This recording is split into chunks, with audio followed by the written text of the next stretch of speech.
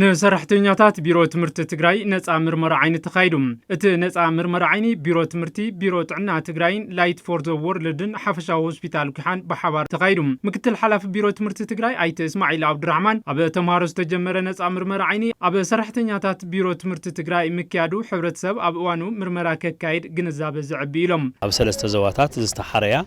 4 ወረዳታት ከምኡን ካብኣተን 30 ኣብያተ ትምህርቲ ፓይለት ወይ ከዓ ሞዴል ኢልና ንመጀመር ዝኣክልና 40,000 ተምሃሮ ሓቂፍና እቲ ናይ ዓይኒ ክትትልን ምርመራን ንገብር ዘለና ከም ፕሮጀክት ለዘውዝ ሪጅንዚ ንዓመታ ካልእ ክነስፋሕፍሕ ተጠቀምቲ ትነፃ ምርመራ ዓይኒ ብወገኖም ብዓቕምን ግንዛቤ መንኣስን ከይተሓከሙ ከምዝ ፀንሑን ሕዝቢ ትነፃ ምርመራ ዓይኒ ተረባሕቲ ምዃኖም ይዛረቡም ትዳ መንግስት ሰራተኛ ናብራ ፍሉጥ ስለዝኾነ ማለት እና ቢሮ ጥዕናና ቢሮ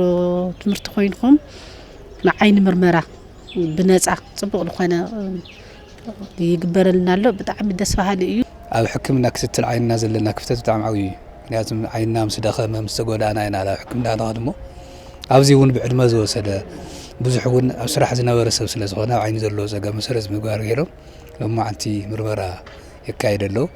ከም ዘጋጣምና ዝዕድሱ ተቐዳሲ እውን ኣነ ተመርሚረ ሕፅወፅየ ኣብ ቢሮ ጥዕና ትግራይ መተሓበርቲ ፕሮግራም ኣይተ በሪሁ ገብረ ማርያም ኣብ 2016 ዓ.ም ዝተጀመረ ፕሮጀክት ነፃ ወፍሪ ምርመራ ዓይኒ ክሳብ ሕዚ ኣብ ከተማ መቐለ ዞባታት ምብራቕን ማእኸላይን ኣብ ዝተመረፃ 30 ኣብያተ ትምህርቲ ንልዕሊ 40,000 ተምሃሮ ምርመራ ከም ዝተገበረ ሓቢሮም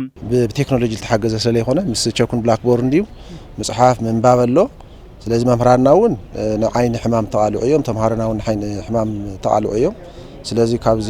ሓደጋ ዝንምክልኻል እቲ ሞያ እቲ ግንዛበ ኣብ ቤት ትምህርቲ ክፍጠር ናይ ምግባር ስራሕ ምስ ቢሮ ጥዕና ላይት ፎር ዘ ወርልድ ድብል ፕሮጀክት እዩ ናብ ትግራይ መጺኡ ምስ ቢሮ ጥዕና ብዋናነት ንሕና ድማ ኣብ ኣይ ትምህርቲ ክስራሕ ቢሮ ትምህርቲ ናይ ባዕሉ ሓላፍነት ወሲዱ ይሰርሐሉ ማለት እዩ እዚ ፕሮጀክት ልዕሊ 8 ሚልዮን ብር ተመዲብሉ ይስርሐሉ ከም ዘሎን ውጽኢቱ እናተገምገመ ናብ ካልኦት ኣብያተ ትምህርቲ ንምስፋሕ ከም ዝስራሕ ኣይተበሪሁ ሓቢሮም